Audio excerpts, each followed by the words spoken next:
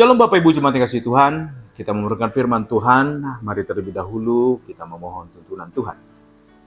Kasih karunia dan damai sejahtera dari Allah Bapa kita dan dari Kristus Yesus Tuhan menyertai kita. Amin. Bapak Ibu Jemaat yang dikasih Tuhan, firman Tuhan bagi kita di hari ini dari Amsal pasal 29 ayat yang ke-7. Orang benar mengetahui hak orang lemah, tetapi orang fasik tidak memahaminya. Dalam bahasa Batak Toba dikatakan demikian.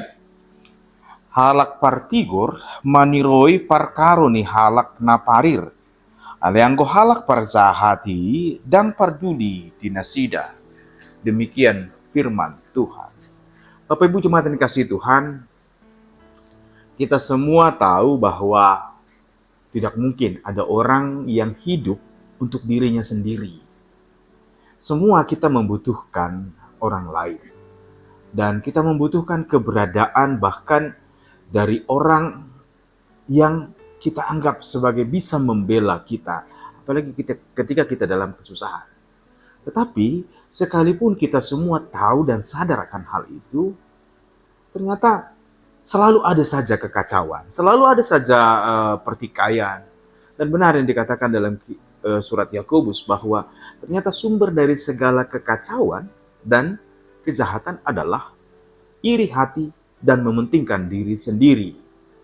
Nah, oleh karena itu bagaimana kita bisa hidup dengan damai satu dengan yang lainnya? Yaitu kalau kita sadar, kita dipanggil untuk hidup di dalam Kristus. Hidup sebagai orang-orang benar. Kita tahu tidak ada orang benar dari dirinya sendiri.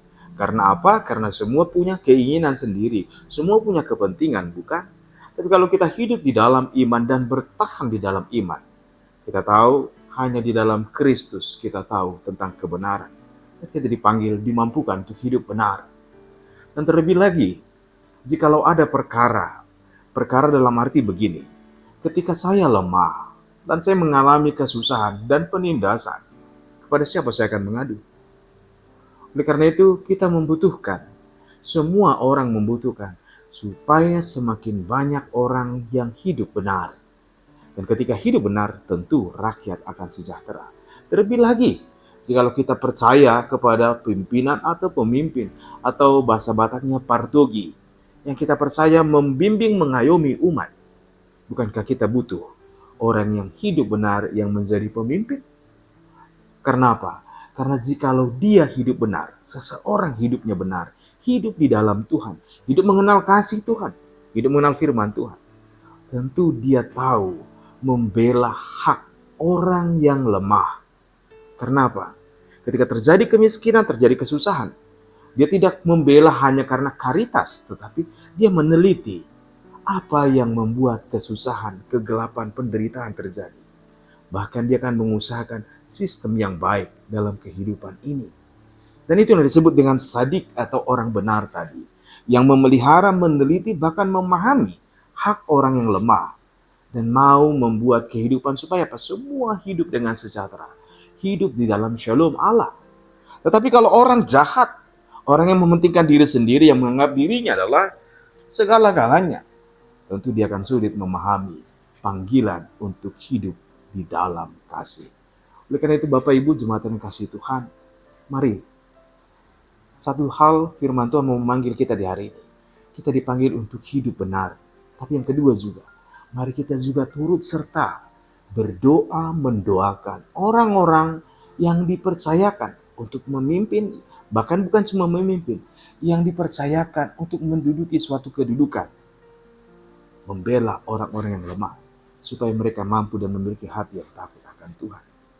Seperti dikatakan Paulus kepada Timotius, ingat berdoa juga untuk mereka. Dengan itu Bapak Ibu jemaat yang kasih Tuhan, membela hak bukan karena kita mau jadi pahlawan. Tapi kalau kita ingat Kristus, karya dan pengorbanan Tuhan, bukankah Allah yang maha tinggi memilih menjadi manusia, memilih mengosongkan diri supaya kita beroleh keselamatan, mengenal kasih Tuhan, mengenal Tuhan dan berteguh di dalam iman akan menuntun kita untuk mau menjadi bagian dalam pekerjaan Tuhan, membela hak orang yang lemah. Oleh karena itu, Bapak Ibu jemaat yang kasih Tuhan, berbanggalah, berbahagialah kalau Tuhan panggil dan pilih kita. Oleh karena itu, biarlah hidup kita pakai sebagai pengabdian kepada Kristus. Bahkan ketika kita harus melayani mereka yang mungkin dianggap lemah oleh dunia. Tapi karena mengingat Tuhan, kita dimampukan melayani seorang dengan yang lain. Oleh karena itu, jikalau kita juga hari ini sedang mengalami kesusahan, atau mengalami merasa tertindas, mengalami merasa terpukul, jangan patah harap. Kita punya pembela, yaitu Kristus Yesus Tuhan. Dan juga kita tahu bahwa Tuhan punya cara untuk menolong kita, bahkan mengutus orang benar untuk membela perkara kita.